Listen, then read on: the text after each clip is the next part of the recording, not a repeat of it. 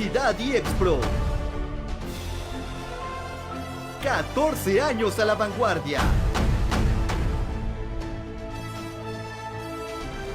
14 años marcando el camino de la innovación educativa. Innovación educativa.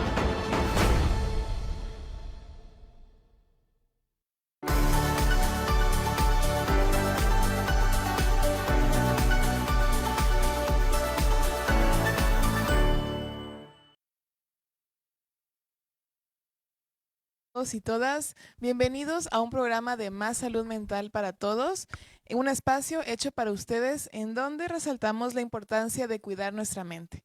Mi nombre es Cintia Alcocer y es un gusto para mí estar en un evento más y desde luego que nos acompañen ustedes en esta transmisión. Así también me gustaría presentarles a mi compañero, el maestro Pedro Marín. ¿Qué tal, Pedro? ¿Cómo estás el día de hoy? Qué gusto que nos acompañes. Hola, ¿qué tal? Pues como siempre, muy emocionado de poder estar aquí contigo y junto con todos ustedes y sobre todo por el tema que vamos a abordar hoy. Está muy interesante. Yo creo que hablar de este tema es de gran importancia para todos, ¿no? El tema que corresponde el día de hoy es la salud mental en personas con Parkinson y sus cuidadores. A través de este enfoque exploraremos cómo reconocer las emociones asociadas con esta condición, algunas estrategias para poder afrontar el impacto que causa y cómo fomentar el bienestar integral en este contexto, ¿no? Un tema bastante importante, creo. Así es, Pedro. Y pues justo para iniciar este programa, a mí me gustaría compartirles más bien una frase, si me permites, que dice así: cuidar de alguien no significa hacerlo todo por ellos, sino ayudarlos a mantener su dignidad e independencia. Me parece que esta idea destaca la importancia de sí brindar el apoyo, pero también respetando las capacidades y las necesidades individuales. Sobre todo pues en cada caso, como mencionas, en cada persona y pues me parece que también es algo esencial este respeto en la relación entre personas con Parkinson y pues las personas que cuidan de ellos. ¿Tú qué opinas, Pedro? Sin lugar a dudas, estoy totalmente de acuerdo. Es un tema que nos compete a todos, no solamente para las personas que padecen esta condición o el Parkinson, sino también para sus familiares y sus cuidadores, quienes están al pendiente de cada uno de ellos. Sabemos bien que las emociones, el estrés y los retos diarios pueden ser abrumadores para las personas que están ahí, ¿no? Y brindar algunas estrategias y recursos pueden marcar esta gran diferencia en la calidad de vida no solamente de los que padecen Parkinson, sino también de sus familiares. Y justamente para profundizar este tema, tenemos hoy el honor de contar con un experto que nos va a ayudar a poder hablar y abordar estos temas con este gran desafío. ¿Qué les parece? Sí, vamos a conocerlos. Así es, Pedro, conozcamos a la invitada del día de hoy. Nuestra invitada del día es la maestra Araceli Denise Díaz Pedrosa. Ella es licenciada en Gerontología, maestra en Estudios Culturales y docente distinguida y Expro. Bienvenidos.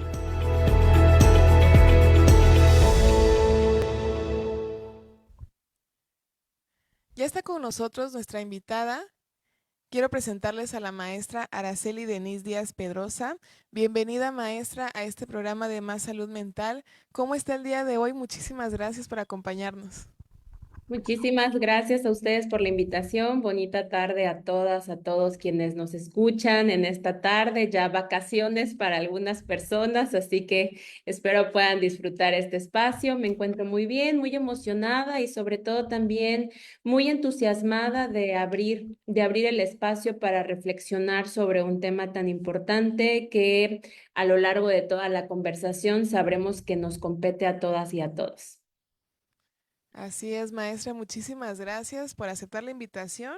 Y, Pedro. Bueno, maestra, bienvenida, un gusto tenerla por acá. Y si me permite, me gustaría leer una breve reseña acerca de usted. Bueno, nos acompaña aquí la maestra Araceli Denise Díaz Pedrosa. Ella es licenciada en Gerontología, maestría en estudios culturales, fundadora de la Asociación de Gerontología en Pro del Envejecimiento, experiencia en proyectos de envejecimiento saludable, coloquios de gerontología en Chiapas y talleres de concientización y autocuidado a poblaciones vulnerables en comunidades y sobre todo docente distinguida y expro. Bienvenida, maestra. Muchas gracias también por el espacio, un honor estar con ustedes.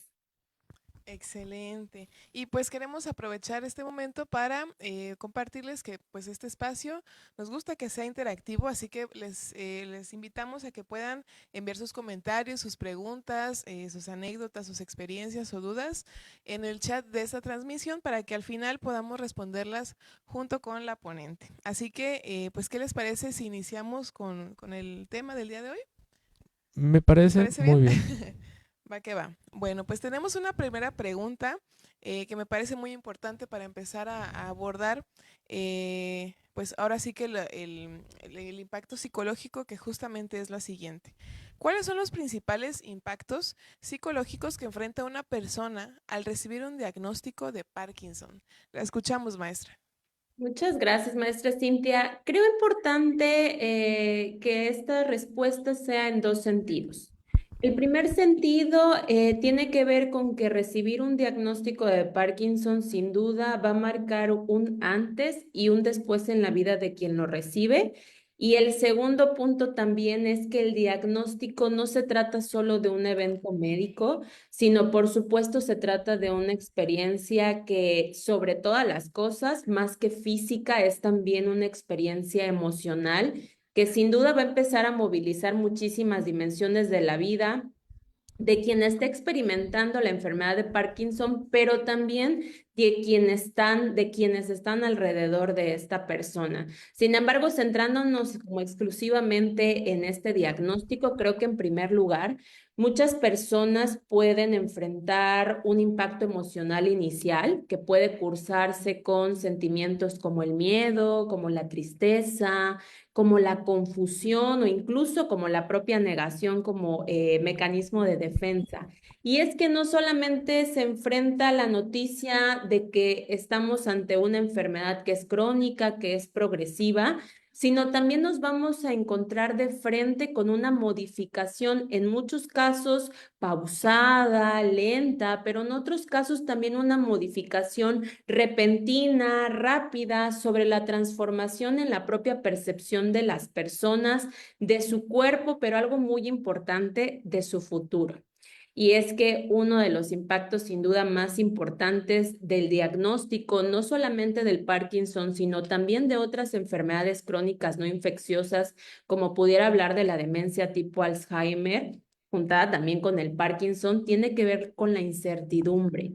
Y es que no se sabe con exactitud cómo va a avanzar la enfermedad, cómo va a responder el cuerpo, ni qué apoyos también tendremos disponibles en el camino de esta enfermedad, que como su nombre lo indica es crónica, es decir, no es una enfermedad de corto curso, sino de largo aliento. Así que, aunado a esta incertidumbre, creo también importante visibilizar y nombrar, por supuesto, la alteración del sentido de control que pueden tener las personas que tienen el diagnóstico, que se están enfrentando al diagnóstico en su vida cotidiana.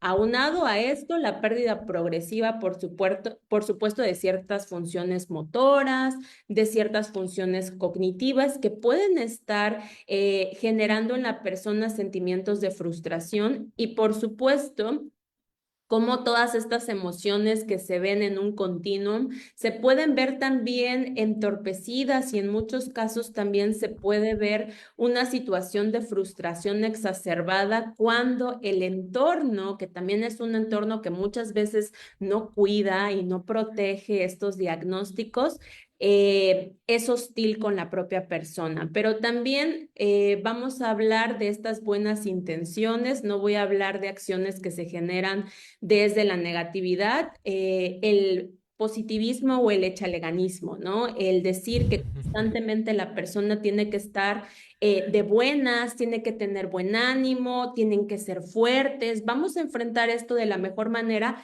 y sí, pero esto podría estar ocasionando que la persona que está experimentando esta enfermedad, que acaba de recibir un diagnóstico, no lo transite de la mejor manera. Y por último, creo que no podemos dejar de mencionar el peso emocional del estigma. Por supuesto, hay un estigma interno del que hemos hablado, pero también hay un estigma externo, social. Muchas personas que atraviesan por esta enfermedad de Parkinson experimentan miradas lacerantes, experimentan también discursos que dañan y transgreden sus cuerpos, lo que sin duda va a profundizar muchísimo el silenciamiento, pero sobre todo el aislamiento de estas personas. Así que creo que habría que verlo en estos dos sentidos que les comentaba. Sí, un sentido personal, un sentido individual de la persona que acaba de recibir el diagnóstico, pero no dejemos de ver el sentido social, no dejemos de ver el camino en el que todas y todos también tenemos responsabilidad. Así es, maestra, y me parece muy interesante esto que comenta porque pareciera ser que también hablamos de un proceso de duelo, ¿no? En cuestión a estas pérdidas que menciona y que no solamente es un proceso que, como bien dice, pasa la persona que está enfrentando el diagnóstico, sino pues las personas que están a su alrededor. Me llama la atención también cuando menciona incertidumbre, ¿no? Porque si bien es cierto, el desconocimiento, la ignorancia ante ciertas enfermedades, pues desde luego que te lleva a otras emociones, ¿no? El miedo, la ansiedad, la preocupación. ¿Tú qué opinas, Pedro? Claro, ¿no? Es muy importante también generar y quitar estos estigmas, ¿no?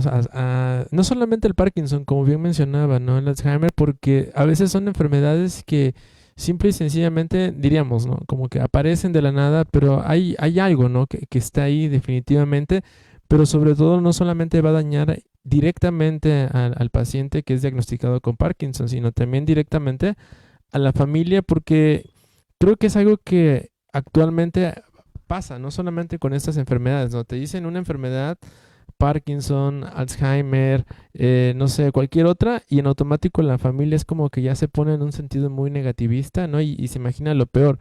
Pero justamente cuando se les informa a los familiares de qué se trata, de que si es una enfermedad neurodegenerativa, que va a afectar, pero que se puede ir controlando, entonces va cambiando la perspectiva y la visión, ¿no? Y sobre todo la mayor comprensión. Así es. La Bueno. disminución de la angustia, ¿no? Sí, claro, ¿no? Sobre todo eso. Y justamente, ¿por qué comentaba esto? Porque nos lleva a la siguiente pregunta, que dice, ¿qué desafíos emocionales y psicológicos enfrentan los cuidadores de personas con Parkinson? Adelante, maestra. Muchas gracias por la pregunta, maestro. Y justamente me encanta que podamos hablar no solamente de este primer punto que veíamos, que es la persona que tiene el diagnóstico, sino también a quienes sostienen y acompañan a estos procesos, que en este caso son las personas que cuidan, principalmente en el entorno familiar. Las estadísticas no mienten, son las familias las que se encargan de sostener los procesos. Y dentro de las familias, pues hablamos también de las mujeres, ¿no? Sin embargo, el diagnóstico es más que una cuestión médica, es más que un tratamiento farmacológico y creo importante y aplaudo también que el día de hoy podamos estar reflexionando sobre el papel de las personas cuidadoras, de familiares o de personas hablando de que trabajemos remuneradamente con personas con Parkinson. Y es que para mí cuidar a una persona con Parkinson o con cualquier enfermedad crónica implica mucho más allá que solo acompañar lo cotidiano, ¿no? Es enfrentarse también a los cambios progresivos que, repito, muchas veces no se cursan de la mejor manera porque hay muchos estigmas, inclusive en la esfera médica, ¿no? Entonces también requerimos de atenciones médicas continuas, requerimos de visitas con especialistas, requerimos de terapias y medicamentos específicos, porque no estamos cuidando a una gripa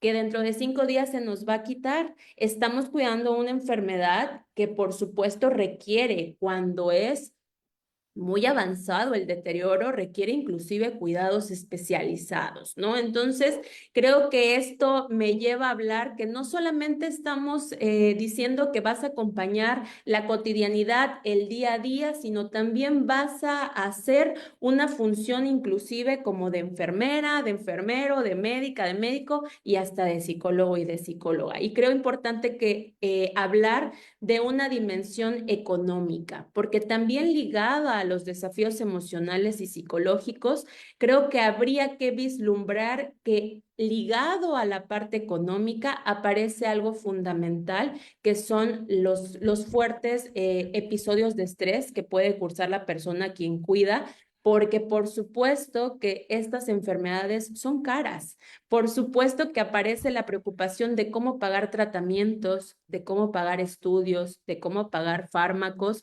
porque repito, muchas veces esta atención no se da en el sector público. Entonces, se suma al desgaste físico y emocional también la parte económica que nos va a llevar a pensar en una sobrecarga que no solamente es personal, sino también es estructural, porque muchas veces las personas que cuidan deben de reducir sus jornadas laborales, muchas veces las personas que cuidan, en el mejor de los casos, reducen sus jornadas laborales y en la mayoría de los casos tienen que dejar de trabajar. Y dejar de trabajar remuneradamente implica dejar de percibir esos ingresos que pueden ser importantes para sostener la enfermedad, ¿no? Entonces esto afecta su presente, pero también afecta el futuro de las personas cuidadoras. Y creo que algo muy importante es que uno de los desafíos más fundamentales, pero sobre todo significativos, es la sobrecarga emocional que ya había hablado, que no tiene como el foco en esta sobrecarga física. Por supuesto que hay un desgaste físico, el poder movilizar a la persona, el poder cambiar un pañal cuando ya no hay control de esfínteres, el poder bañar a la persona, etcétera. Pero ¿qué pasa con la sobrecarga emocional que es sostenida en el tiempo, no? Yo tuve la oportunidad de trabajar con un grupo de mujeres cuidadoras que específicamente cuidaban enfermedades crónicas, el Parkinson dentro de ellas, y me decía una de las cuidadoras: Denise, yo cuidé a mi papá con Parkinson 16 años. Entonces no es nada más de decir, ay, pues es que sí, 2 años, 1 año, 5 años. O sea, esta sobrecarga emocional sostenida en el tiempo con sus picos, por supuesto, esto no es lineal, durante 16 años, imagínense. Otra compañera me comentaba durante 20 años un Alzheimer. Entonces, por supuesto que este cuidado que es directo, que es intenso, que es extenso, se cruza con un agotamiento físico, pero sobre todo con un cansancio mental y un desgaste emocional. Y muchas personas ligada a esta demanda o a esta hiperdemanda de atención sostenida que quienes estudiamos el cuidado decimos que es 24/7, pues aparece como acompañante fundamental el aislamiento relacional y social. No tenemos tiempo para conversaciones, no se tiene tiempo para gestar y seguir tejiendo vínculos, y casi exclusivamente nuestra vida gira en torno a la persona que tenemos que cuidar. Y esto también nos lleva a hablar entonces de un impacto emocional, de un impacto psicológico que tiene que ver con el desdibujamiento de la propia identidad. Dejamos de ser Denise, dejamos de ser Pedro, dejamos de ser Cintia, y muchas veces nos convertimos únicamente en cuidador o cuidadora, dejando muchos otros aspectos de nuestra vida. Claro, ¿no? Es muy, muy importante considerar esto que mencionaba, ¿no? Creo que no solamente afecta a la persona diagnosticada, sino todo el contexto, ¿no? Las diferentes esferas, tanto lo familiar como lo social, y poder atender esa atención de una manera más integral, cuidándole, ¿no? A los cuidadores o a los cuidadores primarios, para que ellos tampoco desarrollen un síndrome del cuidador, ¿no? O sea, un burnout, por ejemplo, sino también darle como que, bueno, voy a utilizar la frase como un mantenimiento emocional al cuidador, ¿no? Para que ellos puedan estar y establecer estos vínculos, e inclusive que empiecen nuevamente a socializar y generar estos vínculos con otras personas. Claro, Sí, claro. aquí nada más quisiera como comentar, Adelante, sobre adelante. todo ahorita que comentó maestro esta situación. Creo que tendríamos que pensar, y sobre todo como universidad y como departamento también vuelvo a aplaudir, porque hablar de la salud mental de las personas que cuidan es indispensable. No tenemos que hablar de la salud mental de las personas que cuidan como un extra o como un privilegio, sino como una condición fundamental para que la persona pueda seguir sosteniendo la vida, sus familiares, etcétera, y poder sobre todo también reconocer sus emociones, que también en estos procesos psicoterapéuticos no solamente se le posibilite el acompañamiento, sino también generar el reconocimiento de sus emociones y habilitar espacios de escucha para poder compartir responsabilidades. No, claro, ¿no? Porque muchas veces los cuidadores pierden también esta parte de poner en prioridad sus emociones, sus intereses y prácticamente, como bien mencionaba maestra, ¿no? Viven 24 horas para el paciente, ¿no? Y olvidan muchas veces también sus necesidades, atenderse. Por eso utilizaba esta frasecita, ¿no? De mantenimiento, pero en realidad es que ellos también aprenden a regular sus emociones, de que también ellos tienen que estar bien consigo mismos para poder estar bien con el paciente y sus familiares, ¿no? Pero es un proceso. Se dice fácil, pero es un proceso. Cintia. Así es, sí, justo lo que mencionaba la maestra, como enfatizar que el enfrentar estos cambios progresivos, pues también creo que podemos hablar de una readaptación, ¿no? De esta asimilación de que, bueno, de que van a haber cambios, van a haber, ¿no? Y en todos los sentidos, desde el hecho de cómo va a ser el cuidado, ¿no? La parte de educación para el cuidador, cómo van a ser, no sé, el tratamiento médico, las terapias a lo mejor.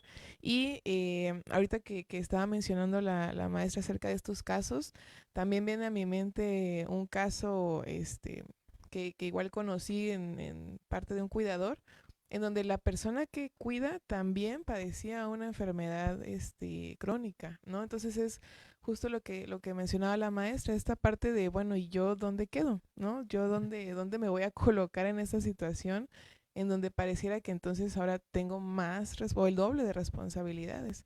Pero me gusta esta parte que dice maestra en cuanto a la repartición de responsabilidades, ¿no? Creo que esa es una clave importante. Y antes de llegar a eso, me gustaría pasar a la siguiente pregunta que dice, ¿qué señales indican un deterioro en la salud mental de una persona con Parkinson?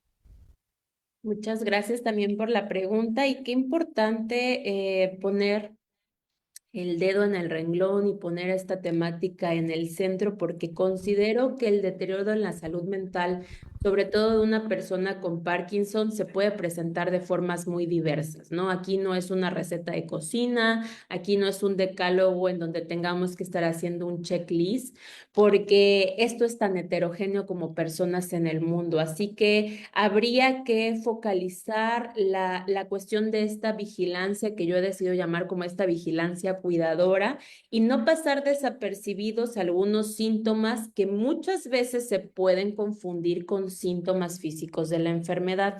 Por eso sí creo que es importante mirar más allá de lo visible y atender los cambios emocionales, atender los cambios relacionales, pero sobre todo también atender los cambios conductuales. Y algunas señales que nos podrían como levantar las antenitas, repito, no quiere decir que tenga que ser exactamente como lo estamos conversando el día de hoy, porque esto es heterogéneo como personas en el mundo, pero creo que podríamos quizás voltear y poner los foquitos en alerta cuando la tristeza es persistente, cuando aparece también una falta de motivación ligado también a este retraimiento social, cuando hay una ansiedad constante o los cambios bruscos de humor empiezan a aparecer en el foco y también prestar atención cuando empezamos a notar alteraciones en el sueño, cuando empezamos a escuchar expresiones de desesperanza, o a lo mejor empezamos a escuchar frases como, ¿para qué estoy aquí? Yo no valgo nada, yo soy una carga, y creo que esto no tiene que ser desestimado. Quienes trabajamos con personas mayores hablamos también mucho de estas frases que a veces con este imaginario social de, ay, ya no le vamos a hacer caso al viejito, a la viejita que ya está delirando, dejamos y pasamos desapercibido que estas frases contienen muchos significados. Y en algunos casos, los síntomas cognitivos o los síntomas también perceptivos como de desorientación o alucinaciones requieren también nuestra atención especializada. Ahora bien, sí considero identificar algunas señales, pero también considero muy importante este reparto de responsabilidades porque la identificación de estas señales no puede ni debe recaer exclusivamente en la persona que cuida. Creo que es una expectativa bastante injusta, especialmente en contextos donde el cuidado ya es sostenido con una sobrecarga física y emocional muy fuerte y ya no hay respaldo. Por eso sí creo importante y más que importante, crucial que existan equipos de salud integral donde podamos tener junto a nosotros como familiares que a veces sabemos nada de la enfermedad, podamos tener un acompañamiento psicológico, pero también dentro de trabajo social, neurólogos, neurólogas, psiquiatras u otros profesionales que nos puedan también ayudar a identificar estos cambios, ¿no? Nos puedan también ayudar a identificar estos deterioros en la salud mental, porque muchas veces le volvemos a delegar la responsabilidad a la persona cuidadora. Y llegamos a consulta rutinaria en nuestro siguiente mes y ahí tenemos a una médica o a un médico que tampoco tiene perspectiva de cuidados, en donde vuelve a culpabilizar y empieza a enjuiciar a la persona cuidadora por no haberse dado cuenta de lo que había pasado, ¿no? Y creo que estamos ante una cuidadora o ante un cuidador que tiene una sobrecarga en donde quizás esto que estamos comentando como tan importante detectar, para esta persona puede pasar desapercibido. Entonces, sí es importante que la salud mental en el Parkinson no solamente se resuelva por buena voluntad o por amor únicamente.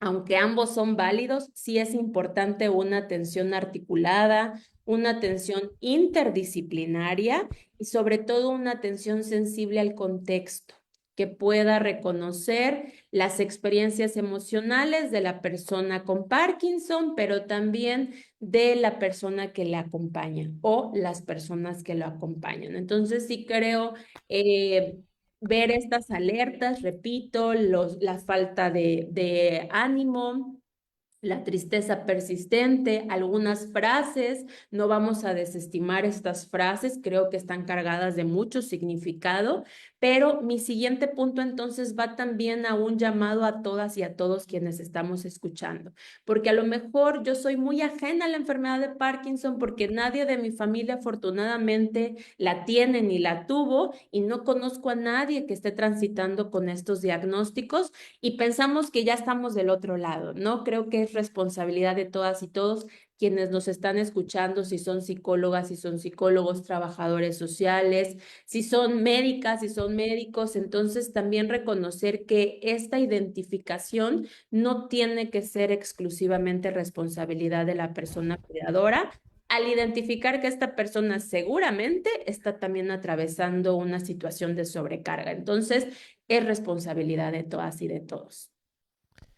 Claro, me parece muy importante esto, maestra, destacar que pues los que estamos alrededor, como bien dice, ¿no? A lo mejor de manera personal pues no tenemos a una persona en esta condición, pero sí podemos observar, ¿no? Y como menciona, pues si está en nuestras manos el poder hacer o decir algo que pueda promover el cuidado también del cuidador en ese sentido, pues creo que es bastante beneficioso.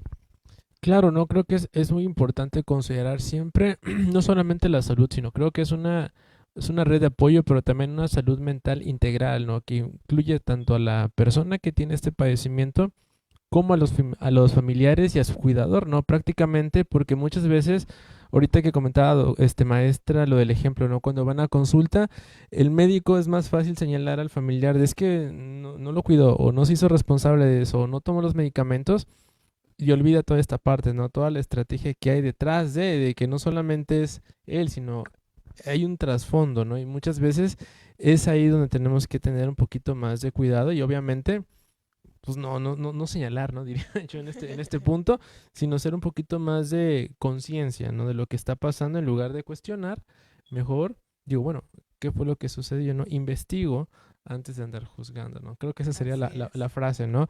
Y a lo que me lleva a la siguiente pregunta, maestra. ¿Qué recursos o estrategias pueden ayudar a los cuidadores a manejar el estrés y evitar el agotamiento? Adelante. Gracias. Creo que voy a hacer como perico repitiendo todo nuevamente, pero sí lo repito porque creo que lo que no se nombra no existe, entonces tengo que nombrarlo muchas veces para que exista en nuestras cotidianidades. Y considero que más que hablar de soluciones individuales, es importante hablar y reconocer que el estrés y el agotamiento no son fallas personales, sino creo que es el resultado de la invisibilización, es también el resultado de un sistema que muchas veces ignora a las personas que cuidan, que las deja solas, que las deja sin apoyos suficientes y también sin tiempos propios. Así que hay estrategias que pueden ayudar a hacer este camino más llevadero y menos solitario, por supuesto.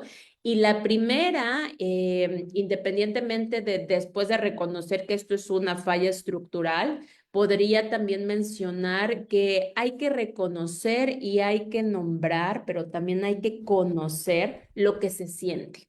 Muchas personas que cuidan en silencio, creyendo, por supuesto, que no tienen derecho a sentirse culpables, a sentirse cansadas, a sentirse sobrepasadas y sobrecargadas. Poder hablar de cansancio, poder hablar de frustración, poder hablar de miedo en espacios seguros, ya sea con profesionales de la salud mental, pero también poder tejer redes comunitarias o grupos de apoyo, creo que es una forma de poder aliviar este peso emocional. Otra estrategia podríamos nombrarla como buscar pausas reales. Por muy pequeñas que sean, poderlas buscar sin culpa. A mí me gusta mucho una imagen, no sé si la han visto, pero es como del CAPTCHA, que estamos como reconociendo que no somos un robot, pero hay una imagen como en versión de cuidados en donde dice hacer el aseo, hacer el desayuno, lavar la ropa, secar la ropa y abajo dice no soy un robot. Y es que específicamente también hablamos de que como este cuidado es especializado, es sostenido en el tiempo 24/7, pues estas pausas que nos pueden hablar del decálogo de autocuidado, nos metemos a internet y buscamos los autocuidados, son utópicas. Son utópicas porque alguien que ha cuidado de manera directa me podrá dar la razón y me podrá decir, Denise, es imposible el cafecito con las amigas, porque dentro de las prácticas del autocuidado, pues es sal a convivir con tus amigas y amigos, ¿no? Por eso yo hablo de pausas reales. Por muy pequeñas que sean para las demás personas, son significativas para la persona que cuida. A veces eso implica, por supuesto, reorganizar las responsabilidades y darles a cada quien el costalito que le corresponde, ¿no? También implica, por supuesto, pedir ayuda. Implica identificar y reconocer que no podemos con todo. Sí podemos con todo, pero no podemos con todo al mismo tiempo. Y que por supuesto, este cuidado no solamente tenga que recaer en los hombros de una sola persona. Además, el acceso también a un acompañamiento psicológico, el acceso también a una información clara sobre la enfermedad, porque aquí me gusta hablar mucho de que ante estas enfermedades que son tan desconocidas, inclusive para la ciencia, como lo es el Parkinson o como lo es una demencia tipo Alzheimer, las cuidadoras o los cuidadores o las personas que les cuidan tienen también una siguiente jornada, que es el de buscar la información pertinente, ¿no? Ahí vemos a la persona que le cuida buscando la mejor dieta. Ahí vemos a la persona que le cuida buscando a lo mejor las mejores estrategias para hacer el cuidado más llevadero, para hacer lo mejor posible. Y eso también implica una carga que se va sumando a todas estas sobrecargas. Entonces, como parte de los recursos y estrategias, saliéndonos un poquito a lo mejor de la parte psicoterapéutica, emocional, cognitiva, podríamos también pensar en una asesoría médica, en un acompañamiento también médico que implica el reconocimiento y que implica también una información veraz y oportuna sobre la propia enfermedad. Así que creo entonces que estos compromisos son institucionales. Creo que también estas estrategias no son únicamente responsabilidad de la persona que cuida, porque ahí vemos que las personas están malabareando y una de sus pelotas que están malabareando es el de buscar sus propias estrategias. Así que vuelvo a poner el dedo sobre el renglón. Sí creo que el Estado tiene que garantizar estas estrategias, redes de apoyo emocional que puedan ser comunitarias. No es necesario que yo tenga que llegar a un punto específico. Tengo que ir al Instituto de las Mujeres, tengo que ir al DIF, porque a lo mejor me queda muy lejos de mi casa. A lo mejor no tengo con quién dejar a la persona que estoy cuidando. A lo mejor estoy sola cuidando a esta persona, como decía la maestra Cintia. A lo mejor yo también estoy enferma y no puedo estar agarrando un colectivo, agarrando un taxi, no puedo estar caminando, no tengo nadie que me lleve. Entonces, alguien me podría decir, pues es que ya hay el espacio de autocuidado para las personas cuidadoras, pero nadie llega. Yo tuve la oportunidad de colaborar el año pasado haciendo talleres sobre autocuidado y precisamente yo lo ponía ahí sobre el escrito. Qué irrisorio pensar que estamos generando un espacio de autocuidado y no llegan las personas cuidadoras. Y no es que no lleguen porque no quieren, es porque no están las condiciones estructurales para generar estas estrategias. Entonces, sí creo que el Estado tiene que generar las estrategias. Una de ellas creo que es el apoyo y la red comunitaria para tejer cuidados emocionales, pero también esta cuestión de la información, que la información de la enfermedad pueda bajar de la manera más entendible para las personas, porque volvemos a situarnos en el contexto del consultorio médico y nos dicen, ay, es que usted presenta cefalea. Y todos dicen, pues, ¿qué es eso? Y a lo mejor salimos de la consulta como entramos, completamente en blanco. Y eso nos lleva entonces también a otra sobrecarga con la búsqueda de la información, ¿no? Entonces, como parte de las estrategias, sí creo que pudiéramos hablarle al Estado que pueda garantizar estos espacios de respiro, estos servicios accesibles para cuidar sin dejarnos de lado, ¿no? Cuidar sin que las personas que cuidan se dejen de lado. Y en resumen, entonces, creo que esto no debe de ser una carga más, es decir, ahora tengo que buscar estrategias para mi propio cuidado emocional. Entonces vamos a quitar esta carga y vamos a empezar a hablar de corresponsabilidades entre los familiares. Si yo estoy viendo que mi hermana, que mi hermano, que mi papá, que mi mamá están cuidando 24/7, ¿cuál es mi responsabilidad? Vamos a cuestionarnos. Si se tienen que ir inclusive a sus propias consultas encontré esto en médicas. internet. Se tienen que ir a sus propias consultas médicas y no hay espacio para hablar inclusive de ir a una terapia, porque al menos la terapia puede durar 1 hora, una psicoterapia, ok, puede ser vía telefónica, pero eso implica estar aquí y ahora. Y a veces tenemos a cuidadoras pegadas en el teléfono mientras suministran medicamentos, mientras checan la comida, mientras meten una carga a la lavadora. Entonces, como familia también implica involucrarnos. Entre profesionales de la salud implica también involucrarnos entre instituciones y, por supuesto, entre sociedad. Conozco a mis vecinas y a mis vecinos. Yo sé que al lado de mí hay una mujer que cuida 24/7 y a veces ni la veo asomar la nariz por la ventana. Voy y toco la puerta, vecina, ¿cómo está? Tengo su número, mando un mensajito, vecina, ¿cómo está? Aquí estoy para lo que usted necesite. Y a lo mejor lo que necesita es un mensajito para poder externar cómo se está sintiendo. Así que creo que hablar de estrategias para manejar el estrés no debe reducirse únicamente a consejos individuales, sino pues tenemos que seguir hablando y exigiendo políticas que reconozcan el cuidado como un trabajo y que este trabajo tiene, por supuesto, un peso social y también tiene un peso económico. Así que requerimos servicios en donde las personas puedan liberar tiempo y tener tiempo propio, no tiempo libre. El tiempo libre es el que nos queda después de terminar todas nuestras actividades. Tiempo propio es un tiempo que utilizamos como capacidad de agencia para hacer lo que nosotros queramos, siempre y cuando sabiendo que la persona con Parkinson está siendo sostenida por una red estructural y nosotros podemos como salirnos un poquito de este cuidado tan demandante.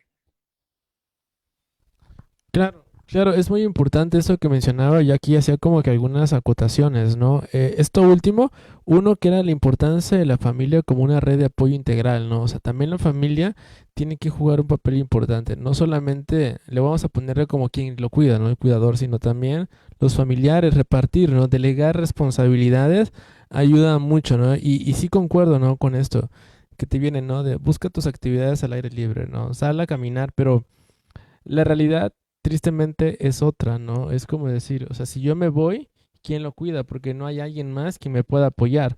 Y ahí es donde el hecho de pedir ayuda también es ayudar, no solamente a él, sino ayudarnos a nosotros como los cuidadores que estamos frente a esa persona, ¿no? Y el otro punto que puse, bueno, que mencioné justamente era esto, ¿no? La red de apoyo, que se me hace muy importante, no descuidar la persona quien está cuidando, porque hacemos énfasis siempre del paciente, pero no de los que están alrededor, que es el núcleo.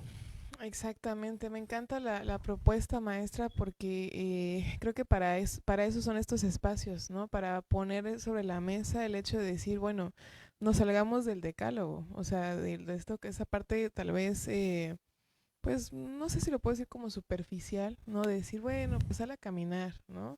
Haz un hobby, esas cuestiones que sí lo puedes hacer y es válido y qué padre si tienes esa oportunidad, pero creo que esta parte del tiempo libre y tiempo propio, entender esos dos conceptos, creo que podría ser también una base importante para los cuidadores, ¿no? No es lo mismo que yo tenga mis 10 minutos de caminata a que yo tenga mi espacio para mí, ¿no? Para hacer mis cosas, para mi propio cuidado, justamente que es el tema del día de hoy. Y aparte, desde luego, tener mi tiempo libre, ¿no? Entonces, le agradecemos mucho, maestra, por sus respuestas. Ahora sí que súper valiosa esta información, sobre todo para nuestro público. Y me gustaría pasar a continuación a la siguiente sección que se llama Comparte tu historia. Así que vamos. Vamos.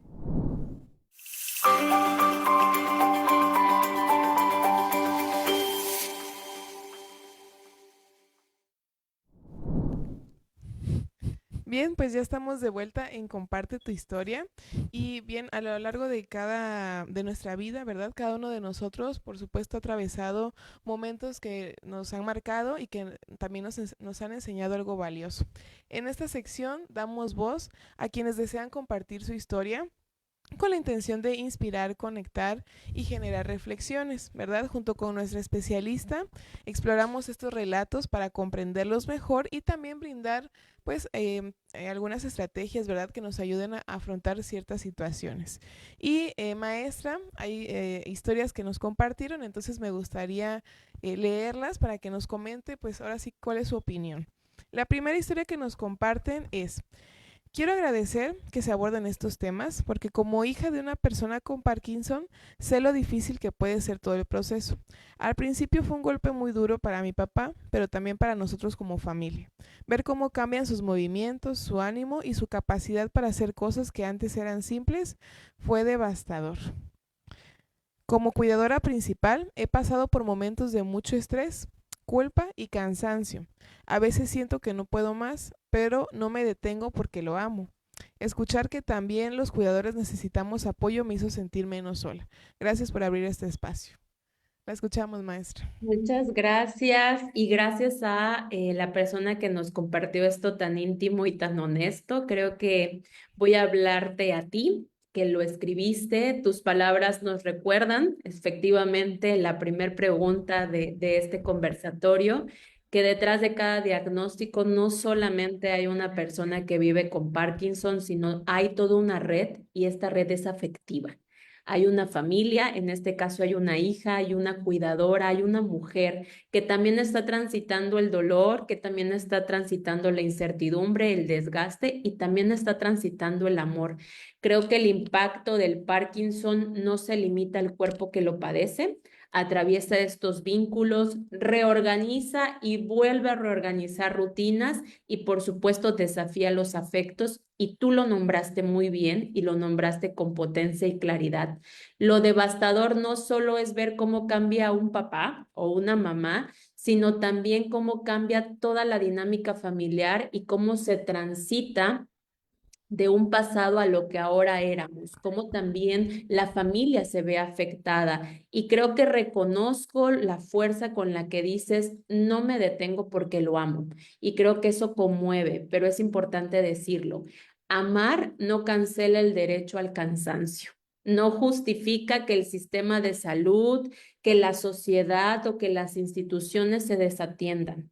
Lo que compartiste creo que también está poniendo sobre la mesa algo importante y urgente, que es la necesidad de acompañar a quienes están acompañando, a quienes están cuidando, no como un gesto de reconocimiento simbólico, sino a través de apoyos reales, no como la palmadita o el echaleganismo, sino con apoyos sostenidos y accesibles, porque cuidar sin descanso y sin espacios de desahogo muchas veces también puede enfermar.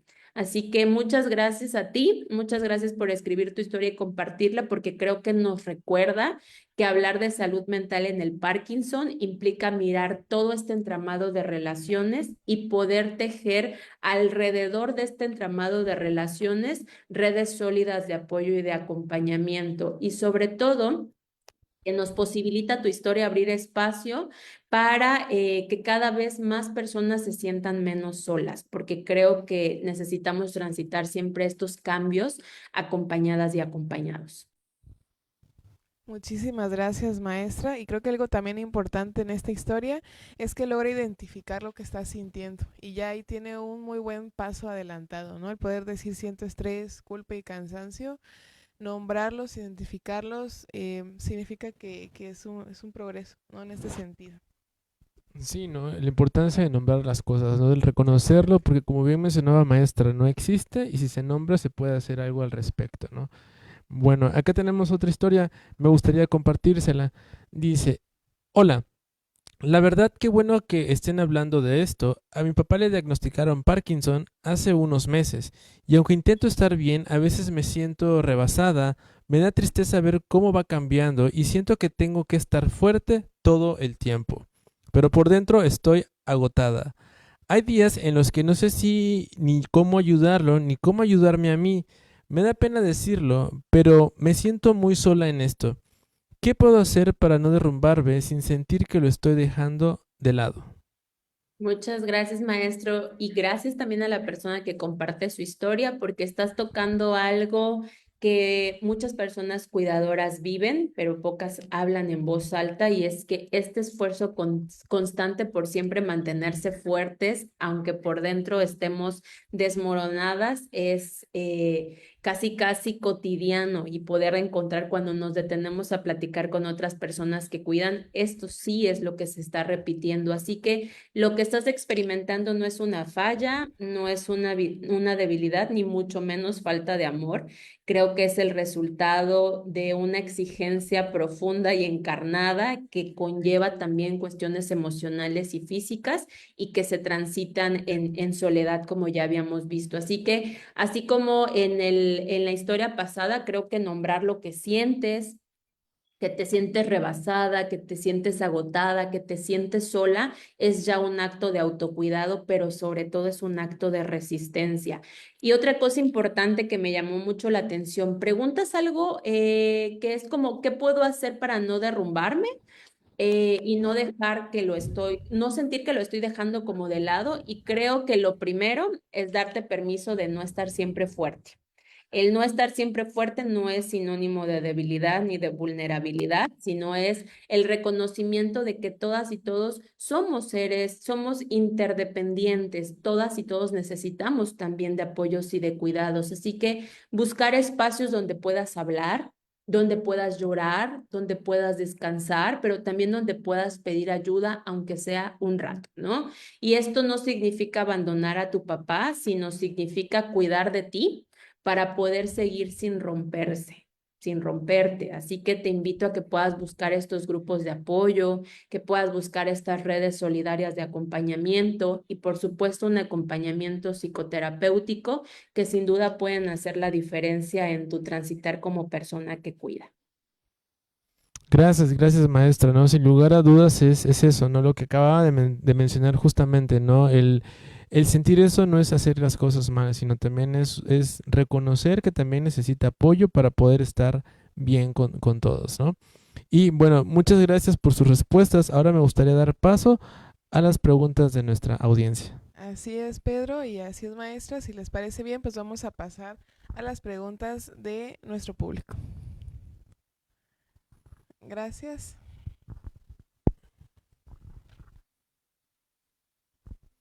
Ok, tenemos la primera, maestra. Nos pregunta Héctor Oranday Cortés. ¿Existe alguna prueba que detecte esta enfermedad y cuándo se sugiere realizarla? Adelante, maestra. No tengo la respuesta, yo no soy médica, pero sí les invito a que puedan consultar al geriatra, al neurólogo.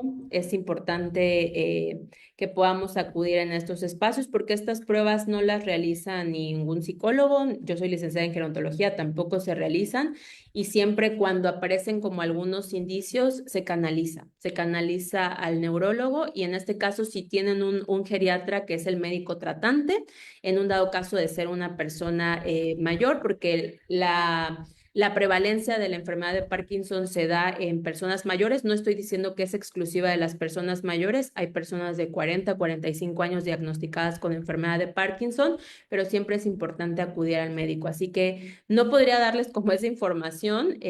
Nada más les diría, acudan con un especialista, en este caso un neurólogo, y si tienen un geriatra que sea el médico tratante, él puede acompañar también el proceso. Ok, muchas gracias, maestra. Gracias, maestra. Igual nos hacen llegar otra pregunta de Araceli Pedrosa Serrano. Dice: felicidades a la ponente. Ante este tema, el enfoque integral es esencial. ¿Cuáles son los principales desafíos que enfrentan los pacientes con Parkinson debido al estigma social y cómo pueden los cuidadores ayudar a mitigar estos efectos? Muchas gracias por la pregunta.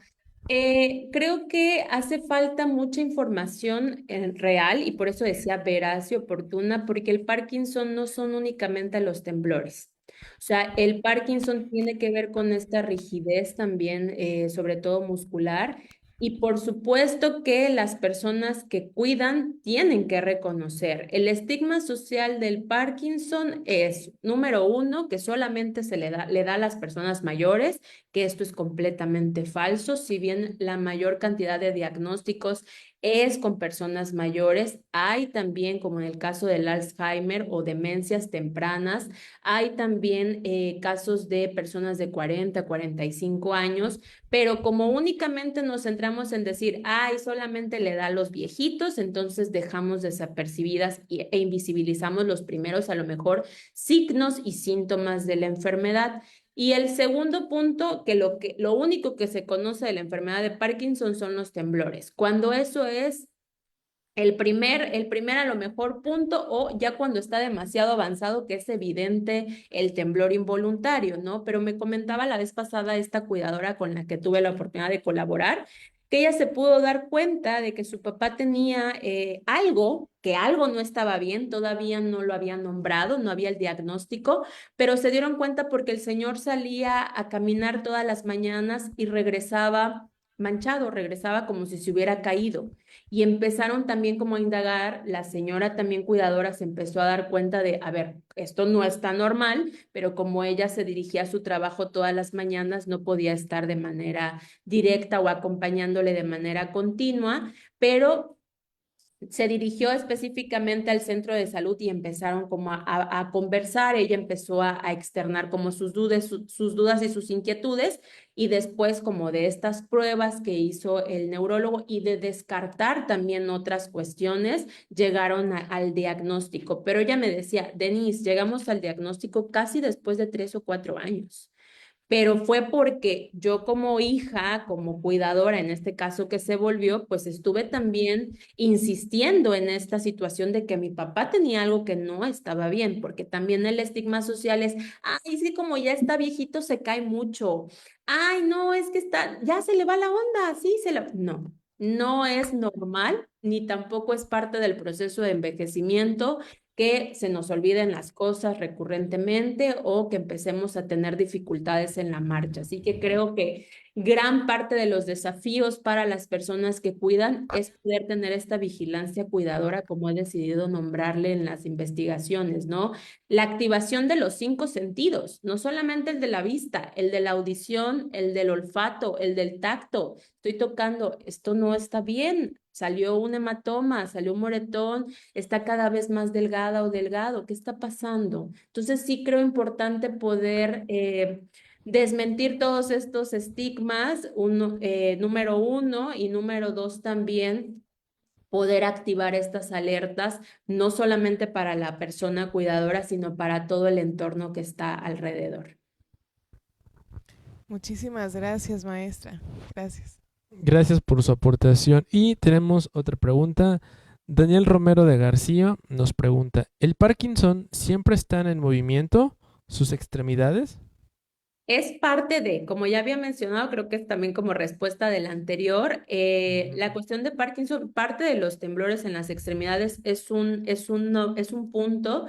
Justamente yo aprendí muchísimo y repito, aprendes muchísimo de la enfermedad cuando convives con la enfermedad. Yo aprendí muchísimo en convivencia con esta cuidadora que cuidó un Parkinson por más de 16 años y ella me decía, los temblores, Denise, son lo de menos. ¿Sale? Porque lo que tiene el Parkinson es la rigidez muscular. Entonces, en el caso de ella, de su papá, los párpados son un músculo. Entonces, el señor ya no podía cerrar y abrir los ojos por él solo, porque había rigidez. Entonces, ella tenía que acercarse al papá y decirle, ¿ya te quieres dormir? Y ya nada más el señor hacía a lo mejor algún movimiento, algún gesto y ella le cerraba los párpados. Y ya como que contaba al siguiente día más o menos la rutina del papá y llegaba y le decía, papito, te voy a abrir los ojos, ya amaneció, vamos a iniciar el día y le volví a abrir los ojos. Así que creo que los temblores involuntarios son parte también de la enfermedad, pero aparece por supuesto en etapas ya más avanzadas esta rigidez y hablamos de... no hay control de esfínteres porque por supuesto también tiene que ver con la fuerza muscular. Gracias, maestra, ¿no? Y es muy importante ese dato. Así es, muchísimas gracias. Tenemos otra persona, Rigoberto Flores López, nos hace llegar el siguiente comentario. Buenas tardes. ¿Cómo superar la carga emocional y física del cuidado de un enfermo en la dinámica y bienestar de la familia del cuidador? Saludos a todos a todas y todos. Bien por más salud mental. Gracias. Muchas gracias también por la pregunta. Pues nosotros en gerontología aplicamos una escala que es de la sobrecarga del cuidador, que es la escala de Sarit. Para empezar, hay que identificar que existe una sobrecarga, ¿no? Y sobre todo también cómo poder superar estas sobrecargas tiene que ver con la delegación de las responsabilidades, que por supuesto en ciudades, en familias o en sociedades que no cuidan esto es utópico. O sea, se habla de vamos a desfamiliarizar el cuidado, es decir, que no caiga exclusivamente sobre las familias, pero tenemos por ahí las otras voces que dicen, ¿cómo no lo voy a cuidar si no hay espacios para que alguien más lo cuide? No tenemos un sistema de cuidados, aunque se está debatiendo ya hablar de un sistema integral de cuidados a nivel federal, pero no existe, ¿no? Entonces, ¿cómo poder trabajar con estas estructuras, cómo poder también trabajar con estas condiciones que oprimen, que dejan sola a la persona que cuida? Pues tiene que ser en 2 sentidos. Desde lo familiar, es decir, una reorganización que habla de corresponsabilidad al interior de las familias, pero también al exterior de las familias una corresponsabilidad. Dentro del diamante del cuidado, que también es un abordaje teórico metodológico de los cuidados, se habla de un actor importante que es la comunidad y la comunidad somos todas y todos nosotros. Entonces, ¿cómo también nosotras y nosotros poder aportar para que esta sobrecarga de la persona que está cuidando empiece a cambiar de nivel, ¿no? De ritmo. Por supuesto que un acompañamiento psicoterapéutico en donde vamos a cuidar esta parte emocional, esta sobrecarga emocional, pero también, por supuesto, la oportunidad y la posibilidad de que existan políticas de cuidado efectivas que permitan que la sobrecarga física sea sostenida por profesionales de la salud. que las personas puedan acceder a estos servicios de calidad y gratuitos y que estén, por supuesto, cerca de su esfera cotidiana, porque no, es que tengo que ir hasta el otro lado de la ciudad, porque ahí es donde me tienen que atender, porque ahí es donde está la clínica de especialidades y en mi centro de salud más cercano, pues no me pueden atender porque checan tu carnet, quienes tengan derecho a bienestar y quienes no, pues se atienden en las farmacias adscritas a como similares del ahorro, etcétera, ¿no? Entonces, creo que un paso importante es la corresponsabilidad y a lo mejor alguien me dirá, pero ¿cómo lo hacemos, Denise, no? Y seguimos tejiendo estas soluciones efectivas porque no podríamos hablar de solamente una solución que llegue igual a todas las personas cuidadoras porque las condiciones desde donde cuidan son distintas. Así que, en resumen, yo diría identificar las condiciones, quiénes están cuidando, pero también bajo qué condiciones están cuidando y a quiénes están cuidando. ¿Están cuidando un Parkinson? ¿Están cuidando un Alzheimer? ¿Están cuidando un cáncer? ¿Están cuidando un proceso de amputación? ¿Qué están cuidando?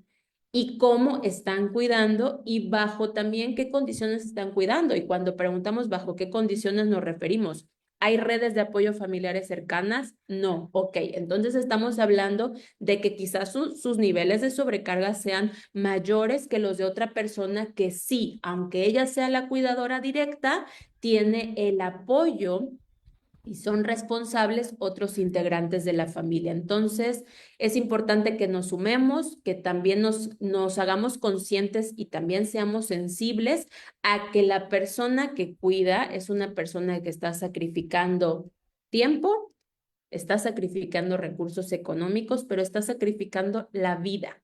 Muchas veces se habla de que primero, si no se cuida bien la persona cuidadora, se va primero que la persona a la que está cuidando. Así que es importante reconocer y en un dado caso que tengamos la oportunidad de podernos, que nos apliquen la escala de Sarit, a lo mejor en algún espacio médico, donde exista algún licenciado en gerontología, donde exista algún geriatra, pues es importante también tener esta certeza en el diagnóstico.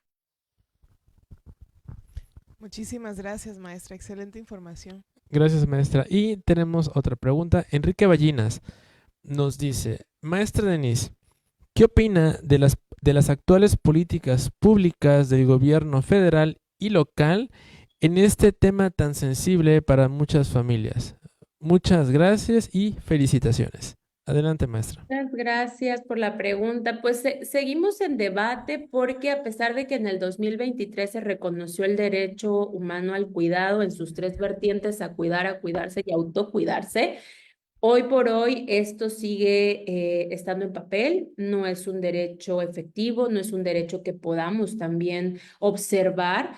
Y creo importante que aunque se hable de un sistema de cuidados, porque a nivel federal los tres candidatos a la presidencia hablaban dentro de su discurso político de instaurar un sistema nacional de cuidados, un sistema integral. Hoy con la presidenta pues también se hablan de acciones, sin embargo este sistema empieza con las jornaleras de Tijuana, con las personas que están en la maquila, con las mujeres de la maquila y volvemos a lo mismo, ¿no? Quienes nos dedicamos al tema seguimos indagando, investigando. ¿Aplicaría un sistema nacional para todas las realidades? Porque una persona que cuida a una persona mayor no puede cuidar a una persona, a una infancia, porque una persona que cuida a un Parkinson no es lo mismo a una persona que cuida a un Alzheimer o un cáncer, por ejemplo, ¿no? Entonces, hablar de un sistema nacional de cuidados entra en como pelotear, ¿no? ¿De qué dependencia? Se habla del sistema DIF, pero están diciendo, no, en el DIF no, porque entonces se va a volver paternalista, se va a volver asistencialista, entonces hablamos de la Secretaría de las Mujeres, no, pero es que también hay hombres que cuidan, o sea, creo que los debates están sobre la mesa como cuando se tejen políticas públicas, lo importante y lo que sí yo reconozco y siempre desde territorio he pensado, las políticas públicas tienen que hacerse no en el escritorio, tienen que hacerse con las realidades contextuales, porque por supuesto las condiciones de Chiapas no son las mismas con las condiciones de Nuevo León. o de Ciudad de México. Y dentro del territorio, dentro de los estados, cada municipio también tiene sus propias particularidades, así que tendríamos que estar pensando de abajo hacia arriba. Hagamos la instauración de un sistema municipal de cuidados que reconozca las realidades que tenemos, es decir, en cuanto a infancias, en cuanto a personas en situación de discapacidad o en condición de discapacidad, y en cuanto a personas mayores, que son los tres que nos hablan como de poblaciones susceptibles a recibir cuidados, ¿no? Y después de hacer como este mapeo, vayamos entonces a indagar quiénes están cuidando. Mujeres de qué edades, en qué condiciones, hombres de qué edades, en qué condiciones, y a partir de ahí, con los recursos que tengamos, porque esto tristemente tiene que ver con presupuesto. Y presupuesto es lo que no hay. O sea, no hay presupuesto en ninguna institución, ¿no? Entonces, eso complica muchas cosas, pero creo que lo que se está haciendo son algunos programas que alimentan este sistema de cuidados, pero siguen siendo incipientes. Sí, por supuesto, se ha trabajado, pero seguimos en lo mismo, seguimos como homogenizando los cuidados y a las personas que cuidan. Por eso siempre mi propuesta es caractericemos, porque es un discurso muy cómodo decir, ¿quiénes cuidan? Ah, pues las mujeres. Sí, pero ¿qué más? O sea, hay mujeres con discapacidad que cuidan, hay mujeres mayores que cuidan a otras personas mayores, hay infancias que cuidan a otras infancias, ¿no? Y eso lo tenemos muy claro en nuestro contexto de los Altos de Chiapas, por ejemplo. Entonces, aunque me parezcan un paso importante o una gotita de agua que está generando más impacto, creo que requerimos, por supuesto, la suma de toda la sociedad, desde la sociedad civil para exigir, pero también requerimos que se sumen, por ejemplo, el mercado, las instituciones privadas con licencias de cuidados, con licencias de paternidad. Únicamente se dan a padres que tienen hijos enfermos de cáncer y bueno, y las otras enfermedades, ¿qué? Y si soy un hijo que cuida a mi mamá con Alzheimer, no me pueden dar una licencia porque pues la que tendría que cuidar sería tu esposa o la que tendría que cuidar sería tu hermana. Entonces, seguimos, aunque hay algunas intenciones que son buenas y que aplaudo, creo que necesitamos ir de abajo para arriba y no de arriba para abajo pensando que vamos a copiar el modelo que se genere a lo mejor en otro estado. Gracias, maestra, ¿no? Y concuerdo nada más para acotar esto, que tiene mucha razón cuando se habla de estructuras, ¿no? O cuestiones de temas de políticas públicas, por lo general siempre están en esta parte, ¿no? La generalización desde la parte de arriba, y concuerdo con usted, hay que empezar a formarlas desde el campo, porque es la realidad de cómo está la situación, la población, las sociedades, y a partir de ahí empezar a construirlas. Gracias, maestra. Es correcto, muchísimas gracias. Y tenemos una última pregunta de Javier Luna que menciona cómo descargar al cuidador cuando son 4 integrantes, 2 hijos con discapacidad severa y uno de los cónyuges con enfermedad terminal y además ambos de la tercera edad. No, pues hay una intersección muy interesante por ahí. Creo que al igual que la pregunta que hacían de cómo transitar como o liberar esta sobrecarga física y mental, respondería lo mismo. La literatura no miente, entre más condiciones de discapacidad, pero también entre más condiciones que son susceptibles a recibir cuidados, la sobrecarga aumenta y se incrementa porque aparece algo que se llama la crisis de los cuidados. Y desde esta crisis de los cuidados es difícil hablar entonces de que alguien no va a tener esta sobrecarga. Tristemente, esta crisis de los cuidados dice más personas que van a requerir cuidados y menos personas disponibles para cuidar. Esta ecuación nos habla de que el resultado es que alguien, y que no me refiero a que vamos a vamos a alzar la moneda y vamos a decir, a ver a quién le toca, elijan solo o cara, sino alguien, específicamente una mujer, o en el caso, o en este ejemplo es como, bueno, hay 2 hombres, pero estos 2 hombres cursan con alguna condición de discapacidad, hay la situación también de una enfermedad terminal, etcétera. Pues esta persona que no tiene como estas condiciones tan severas, pues va a ser la responsable. Repito, si no existen estructuras o no existen condiciones estructurales para liberar esta sobrecarga, pues será muy difícil que la persona pueda por sí sola liberarse de esta sobrecarga. O sea, en Uruguay, que existe el sistema de cuidados, en Uruguay hay algo que se llama asistentes de cuidado o asistentes cuidadores, y ahí el gobierno, el Estado les paga para que ellos lleguen a ciertos domicilios en donde hay, por supuesto, un registro, hay un patrón, se tiene todo contabilizado y los asistentes llegan a la semana, se organizan también con la cuidadora o el cuidador y llegan a liberar tiempo. Por supuesto, mientras, y hay videos en internet, quien guste buscarlos en YouTube puede buscar sistema de Uruguay, sistema de cuidados de Uruguay y los asistentes de cuidado. Y ahí mencionan las narrativas, las personas, o sea, desde que llegó esta persona, yo no me siento sobrecargada. Desde que llegó esta persona que le paga el gobierno, yo pude meterme a mi clase de costura porque vendo lo que produzco en mi clase de costura y eso me genera un ingreso económico. Pero estamos hablando de un país que tiene instaurado un sistema de cuidados y que funciona también bajo estos parámetros institucionales, ¿no? En el caso de México, que no tenemos un sistema de cuidados, pues hablar de que no vaya a recaer por todas estas condiciones que se presentan en una persona es difícil. Ahora, ¿cómo vamos a acompañar la sobrecarga? Eso sí nos puede tocar, ¿no? He conocido a mujeres cuidadoras que son vecinas y entre vecinas se apoyan. Un caso muy similar me tocó en mi trabajo de campo, en donde una mujer mayor cuidaba a 3 personas mayores, su hermano con esquizofrenia, que todavía vive, su hermano mayor que ya falleció, pero tenía síndrome de Down, y su mamá que tenía cáncer, su mamá muy, muy mayor. Y ella cuidaba a los 3. ¿Y cómo le hacía? Por supuesto, sobrecargada física y emocionalmente, ¿no? No les cuento cómo es cuidar una enfermedad como es la esquizofrenia. No quiero ni contarles. Pero cómo ella platicaba de que podía manejar esto sin acompañamiento psicoterapéutico porque no había tampoco acompañamiento cerca de ella. Y ella me decía, mi vecina todas las tardes viene a ayudarme entre que yo baño a uno, ella baña a otra persona.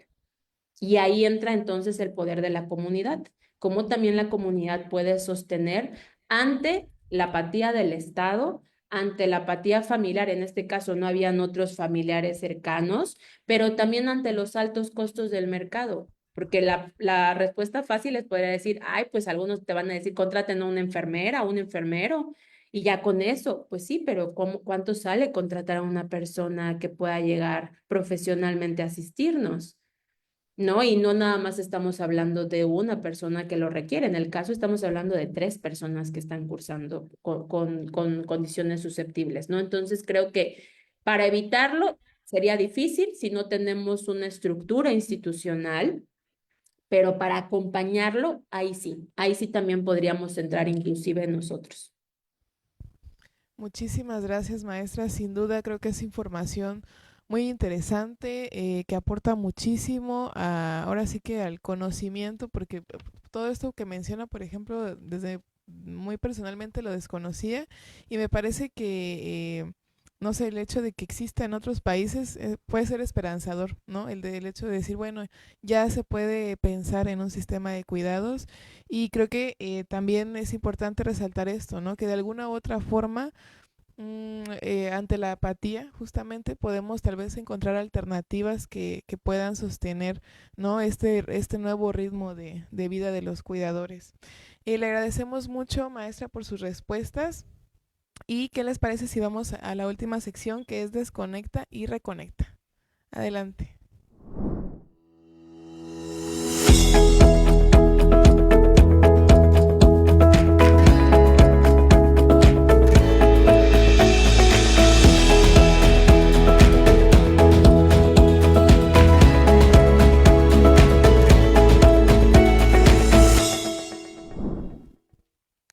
Bien, pues estamos en esta nueva sección de Desconecta y Reconecta. Perfecto, bueno, en esa sección es para ustedes, es un momento dentro del programa donde nos regalaremos unos minutos para desconectarnos de las preocupaciones y del ruido del día a día y reconectar con nosotros mismos en el presente. Haremos breves ejercicios diseñados para despejar la mente, relajarnos y renovar nuestras energías. Así es, pues el día de hoy me gustaría pedirles a todas las personas que nos están viendo en esta transmisión que se puedan tomar un minuto por lo menos de este día para pensar en lo siguiente. De acuerdo al tema que estamos abordando, pues la pregunta sería, ¿qué te gustaría agradecer en este momento, tanto para ti mismo o tanto para ti misma, como para la persona que cuidas o que incluso que te cuida? Nos gustaría muchísimo poder leerlas. Pueden dejar su respuesta aquí en el chat, sobre todo teniendo en cuenta que pues en esta pregunta hablamos mucho de la gratitud, ¿verdad? Que sabemos que es una herramienta muy poderosa para la salud mental y que desde luego nos ayuda mucho a enfocarnos en nuestros logros, ¿no? Y en lo que podemos aún compartir. Entonces, pues les invito a que escriban, ¿verdad? Sí, que escriban a nuestro chat en esta transmisión las cosas por las que están agradecidos, que permitan tomarse unos segundos para pensar en ello. La gratitud es una forma de fortalecer el vínculo emocional y sobre todo de renovar nuestra energía para seguir adelante. Maestra, ¿usted qué agradece el día de hoy? Qué bonito espacio y también qué bonita dinámica. Creo que lo que agradezco el día de hoy es, antes que todo, precisamente el espacio para abrir el tema, pero también agradezco a todas las personas que sin saberlo y sin hacerlo consciente han sostenido mi propia vida, porque soy fiel creyente que a ningún lado llegamos solas y solos. Somos seres interdependientes y somos seres autónomos relativos, es decir, requerimos siempre de todas y todos, así que agradezco a las personas que han sostenido mi vida, que han acompañado también mis procesos y que han cuidado de mis propios procesos, ¿no? A veces no me refiero únicamente a una enfermedad, por supuesto que el cuidado se vuelve más evidente cuando se requiere una atención directa física, cognitiva, pero también reconozco a quienes sostienen lo emocional, a quienes sostienen los sentires, a quienes sostienen los procesos difíciles. Y hablo de mi esfera familiar, pero también hablo de la comunidad, de mi trabajo, de mis estudiantes, que, repito, sin hacerlo consciente, han cuidado de mí muchas veces y eso lo quiero agradecer. Qué bonitas palabras, maestra. Muchísimas gracias. Pedro, ¿tú qué agradeces el día de hoy? ¿Qué agradezco? Creo que agradezco muchas cosas, pero lo vamos a ir resumiendo. Primero, agradecer creo que día a día por las enseñanzas que nos dan, ¿no? Agradecer también, creo que en esta cuestión también familiar, ¿no? A mis padres, porque también sin ellos no estaríamos, bueno, yo no estaría aquí, ¿no? Compartiendo un poquito más información y también agradecer a mis pacientes, porque con ellos, como bien mencionaba la maestra, ¿no? Vamos aprendiendo día a día y es diferente, ¿no? La parte de la teoría justamente con la práctica y entonces agradecer cada día más a estas personas que están a nuestro alrededor, que siempre nos están enseñando y están aportando algo importante para nuestra vida. Así es, Pedro, y pues en esta actividad, ¿verdad? Pues también podemos leer algunos comentarios que nos hacen llegar. Dice, agradezco a mi familia porque me han ayudado en todos mis procesos. Y mira qué importante, ¿no? El agradecimiento o la gratitud hacia esas personas que siempre nos están acompañando, que son nuestra red de apoyo. Podré agradecer incluso la existencia de mi mascota, ¿no? Que también es parte de esta red. Agradecer a las personas como mis amigos, ¿verdad? Y sobre todo a la familia, como menciona esta persona. Por ahí también Ros Alegría menciona, agradezco por estos espacios, por mi familia y por lo que hoy Dios me ha dado. Muchísimas gracias por compartir, Ros. Nora Nancy Aguirre Suárez menciona, yo agradezco por compartir este aprendizaje, maestra Denise. Qué bonito, muchísimas gracias por compartirnos pues un poquito de ustedes. Por ahí Silvia también nos comenta, darme tiempo y espacio y darlo a otras personas. Muchísimas gracias por interactuar y bueno, pues vamos a a pasar a uno de los objetivos de estos programas, que es justamente pues también tener recomendaciones sobre el tema que abordamos. Entonces, maestra, nos gustaría que nos pueda dejar algunas sugerencias o recomendaciones del tema del día de hoy. Muchas gracias, maestra Cintia. Pues antes que todo, repito, gracias por el espacio y gracias también por permitirme compartir con ustedes algunas recomendaciones. Que vuelvo a lo mismo, no es una receta de cocina, vamos a encontrar heterogeneidad de experiencias, pero sí me gustaría decir algo pensando no solamente en quienes están cuidando a alguien con Parkinson, sino a quienes hoy nos están escuchando y que quizás están escuchando esto por primera vez.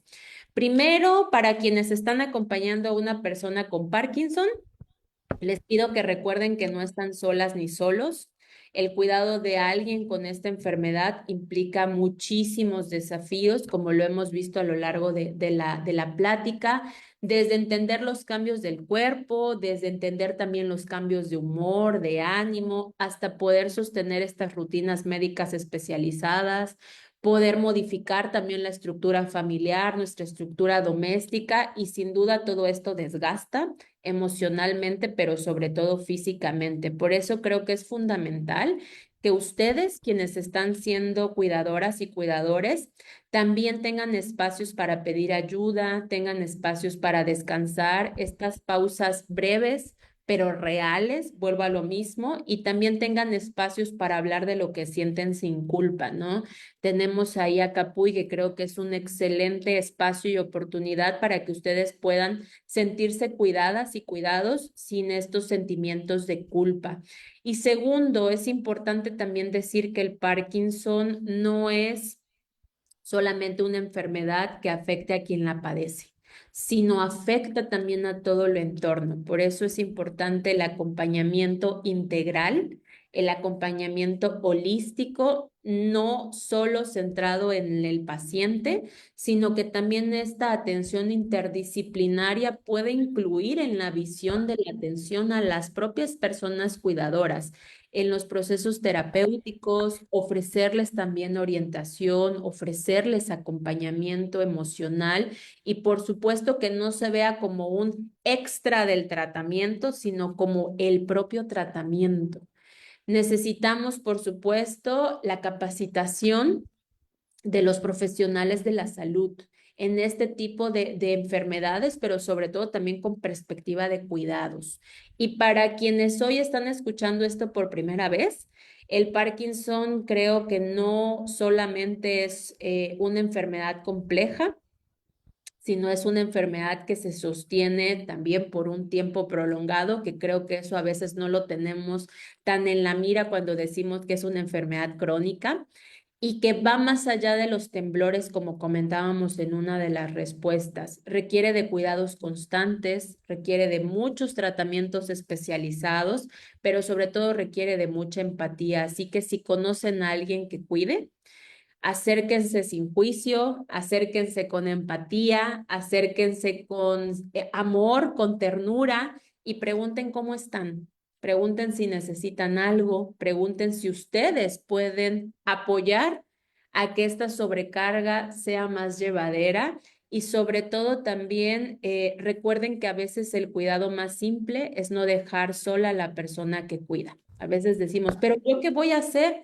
No dejar sola a la persona que está cuidando, un mensaje, una llamada, una visita, unas compras de la despensa, te lo traigo, pásame tu lista de súper, yo la hago, también voy a ir al súper.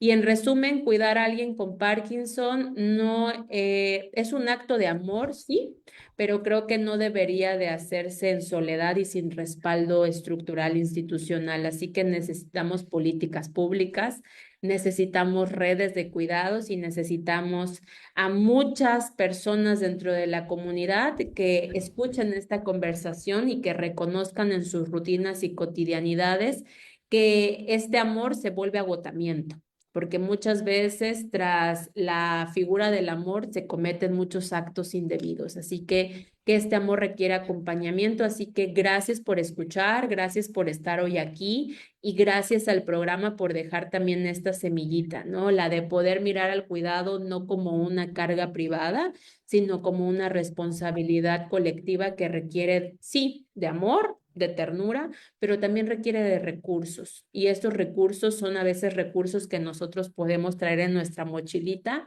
y ponerlos a disposición de la persona que está cuidando. Bueno, gracias maestra, y estoy seguro de que estas recomendaciones serán de gran ayuda para nuestra audiencia. Y para finalizar me gustaría pedirles que dijeran algunas palabras para despedir a nuestra emisión del día de hoy. Pues muchas gracias, que pasen felices vacaciones. También yo sé que las vacaciones para muchas familias son cargas de cuidados, así que les deseo también lo mejor en estos días, que podamos reconectar con nuestros seres cuidadores y cuidadoras y también reconocernos como personas valiosas en las relaciones de cuidados. Y sobre todo siempre pues aportar si ya hoy aprendimos y reconocimos que estos trabajos de cuidados, hablando específicamente de la enfermedad de Parkinson, son demandantes, pues entonces también nosotros poder aligerar la carga y el viaje de estas personas. Y algo muy importante que siempre le comparto a mis estudiantes en la universidad es: el conocimiento no da poder. Yo sé que la frase es: el conocimiento da poder. No, para mí el conocimiento no da poder. El conocimiento da responsabilidad. Ustedes ya tienen ahora este conocimiento, hagamos uso de este conocimiento de manera responsable. ¿Qué puedo hacer a partir de hoy? A lo mejor no tenía este conocimiento a las 4 de la tarde, pero hoy me llevo algo de esto. Ahora, ¿qué puedo hacer con esto que yo acabo de adquirir? Transmitirlo es una cosa importante, por supuesto, pero accionar también es otra parte fundamental. Así que muchas gracias nuevamente, maestros Pedro, Cintia, un placer estar con ustedes y también a todas las personas que nos escucharon. Muchísimas gracias a usted, maestra, y le queremos hacer entrega de un reconocimiento, si me permite leerlo. Claro que sí, muchas gracias. La Universidad Gexpro otorga el presente reconocimiento a la maestra Araceli Denise Díaz Pedrosa por su destacada y valiosa participación en el programa de Más Salud Mental para Todos, con el tema Salud Mental en Personas con Parkinson y Cuidadores, realizado en las instalaciones de la Universidad Gexpro en Tuxtla Gutiérrez, Chiapas, el día 14 de abril del 2025. Muchísimas gracias, maestra, por acompañarnos. Siempre es un gusto y un placer compartir espacio con usted, escucharla y escuchar pues estos nuevos conocimientos. Le agradecemos también a las personas que nos acompañaron el día de hoy, recordando que si quieren saber más información sobre estos temas nos pueden seguir en nuestras redes sociales, en Facebook y en TikTok. Esperamos que puedan acompañarnos también en la siguiente emisión de Más Salud Mental el día lunes 28 de abril a las 5 de la tarde, en donde abordaremos el tema el papel de las distorsiones cognitivas en el desarrollo de la autoestima. Muy bueno también, así que los invitamos a visualizarnos. Maestro, ¿con qué nos despedimos? Como siempre, un gusto poder estar con ustedes. Creo que, como hoy mencionaba la maestra, un día lleno de aprendizajes. Ahora ya tenemos información, ahora hay que hacer uso de ella y sobre todo pues agradecerles al espacio por un día más y felices vacaciones. Así es, maestro. Gracias, maestra. Y pues gracias a todos por vernos. Nos vemos en la siguiente emisión. Hasta luego. Linda tarde. Gracias, hasta luego. Universidad Gexpro. 14 años a la vanguardia. 14 años marcando el camino de la innovación educativa. Innovación educativa.